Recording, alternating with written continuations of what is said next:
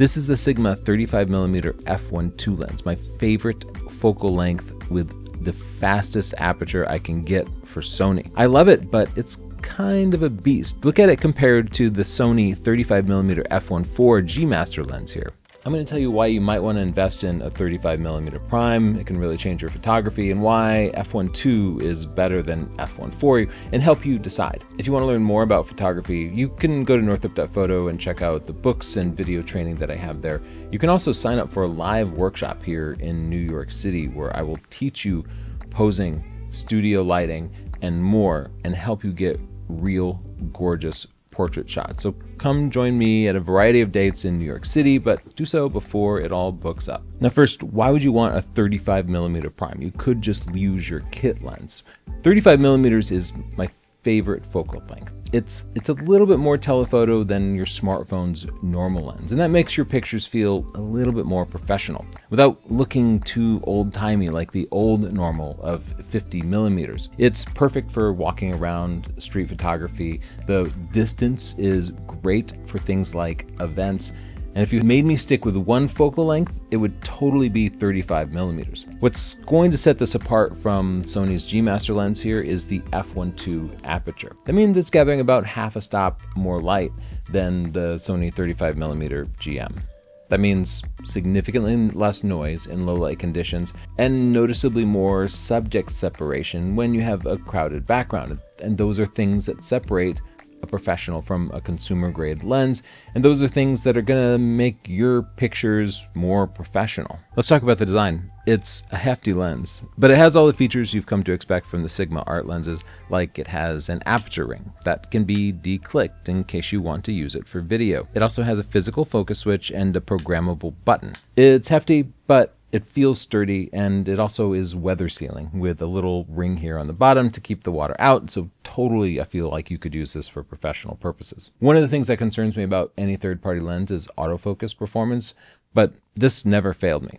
For both stills and video, I was able to get everything in focus with my Sony A1 for stills and my Sony A7S III for video. I used it a lot for video because I love the look of shallow depth of field for video, and I'm working in tight quarters here in New York City, and it just makes the room feel a little bit bigger. I never picked up any autofocus noise from the on-camera mic.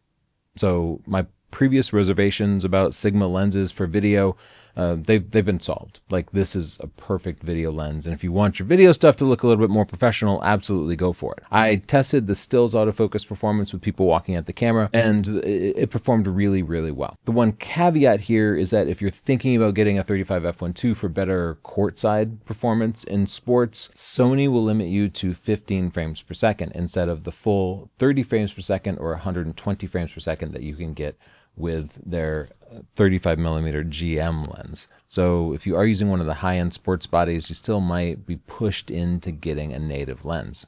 Let's check out the image quality starting with sharpness. With both lenses wide open, let's zoom in on this bridge. Looking really closely at 300%, I just don't see any difference in sharpness. But let's raise the exposure so we can see a little more clearly. With both lenses wide open, I just don't see any significant difference here.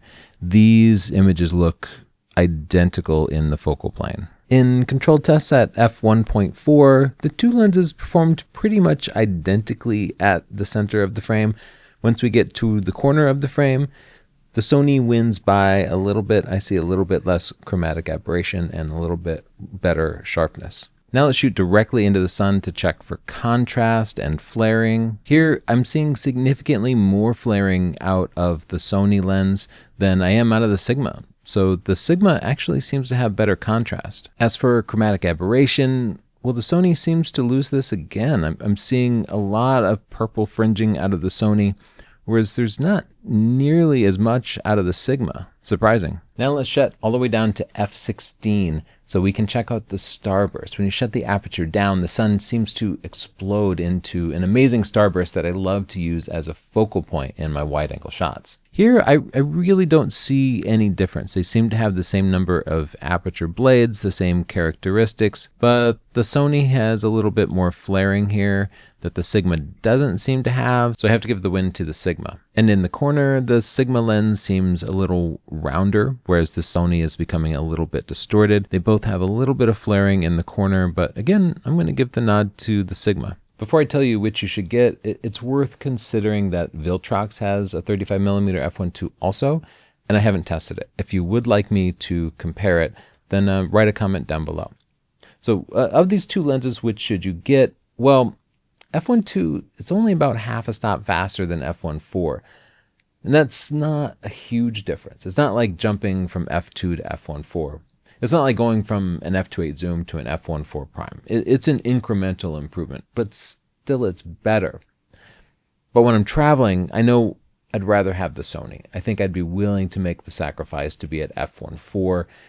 And while the image quality wasn't quite as amazing as the Sigma, this compactness here, I really appreciate that. If I were an event or video shooter where I didn't need to fit my camera bag under the airplane seat in front of me, then I think I'd pick up the Sigma and just handle the extra weight and size, because the extra flexibility is great. The extra image quality you can get in low light is significant.